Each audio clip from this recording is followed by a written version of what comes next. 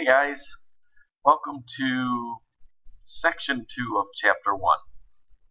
We've got some really incredible information for you in this particular module, and it's all related to the income statement. The income statement in accounting is pretty much the report card for a business. It basically tells the person that owns the business or investors in the business whether the business is making a profit or a loss. And as a result of that, sometimes the income statement is also called a profit and loss statement or a P&L statement. It essentially measures income. How much did you make? Now, how is this computed? Well, the formula is not very complicated. Income essentially is revenue, the stuff that you sell, and sometimes revenue is called sales, as we talked about in Module 1. And you then subtract or minus your expenses, and what's left over is income.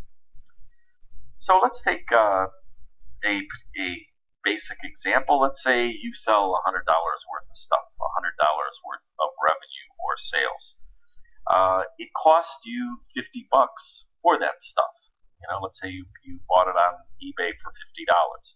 Well, the income you would make would be $50. Not a bad transaction, not a bad looking income statement on your particular business. So let's see how that relates to one other very important accounting concept, which is called the income statement method of accounting. And there are two methods here. One is the cash method, and the other is the accrual method. Now, these are fancy terms, but the reality of it is that they're very different in the way they account for a business. On the cash basis, as you would expect, the income statement pretty much reflects the cash you take in and the cash that goes out. It's sometimes referred to as a cigar box accounting system. This is pretty much how the Demon Depot is run, right? We have a cash box. We have cash in the cash box when we sell something, and we take cash out of the cash box when we have to buy a new product. Now, the other method, which is the most popular accounting method, is called the accrual method. Now, the reason it's the most popular is because it reflects what truly is happening in a business, especially in a business that might purchase goods on credit or might purchase goods or might sell goods on credit. So it has a lot to do with when you recognize the sales or revenue you take in and the expense. And that relates to the time when you get the money versus the time when there actually is a sales made. But let's look at it a different way. Another way to look at cash accounting is the pay me now method, meaning that cash accounting is all about getting cash right now and reflecting that, or paying out cash right now and reflecting that. So therefore, the pay me now method. On the other hand, the accrual method basically says, I'm going to reflect on my statements whether you pay me now or whether you pay me later, or whether I pay somebody now or whether I pay somebody later. So let's see how this actually occurs in a typical example of a business. You know, I know a lot of you sell candy bars, so let's see how we might categorize a business where you sell candy bars and how that might be accounted for on a cash basis and how that might be accounted for on an accrual basis. So we've got 5 columns here: cash, pay me now; accrual, pay me now or later; cash, income statement, and what an income statement would look like if it was done on a cash basis, and what an accrual income statement would look like if it was done on an accrual basis. So let's say you sell 10 candy bars. Now, if you got $10 in cash under a cash basis, you would basically record $10. Makes sense? On the other hand, if you were selling something on an accrual basis, you would also record that $10. So your income statement under a cash basis would look pretty much the same for that transaction.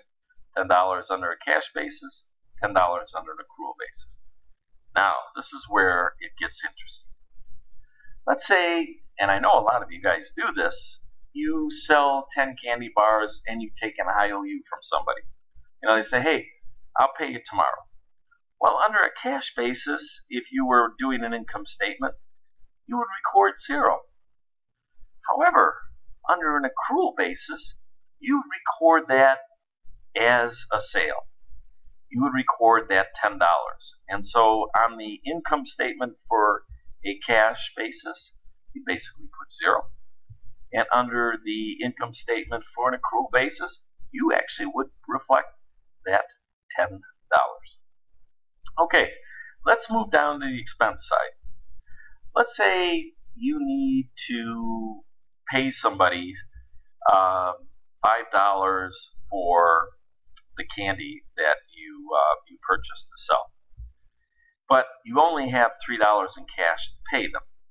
Well, under a cash basis, if you only paid them $3, that's what it would be reflected. On the other hand, if you actually owed them $5, you would reflect that full $5 amount. And so on a cash basis income statement, you would show the $3. Under the accrual basis income statement, you would show $5. Now, if we actually compute income on these two basic statements, you can see they're going to be very different. The amount of revenue shown under a cash basis is $10. The expenses shown is $3. So that basically says your business made $7.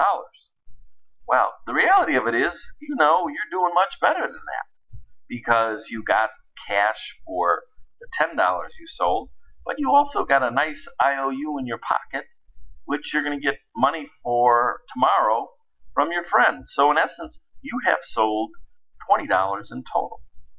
Now, on the other hand, even though you only paid out $3 in expenses, you really know that you owe $5 in expenses. So that's reflected on the accrual statement. And your income then, under the accrual basis, is $20 minus 5, which equals $15.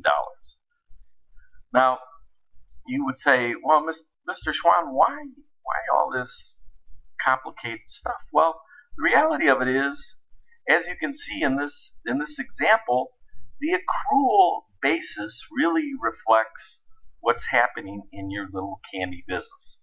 You're actually doing much better in reality versus what the cash income statement is showing.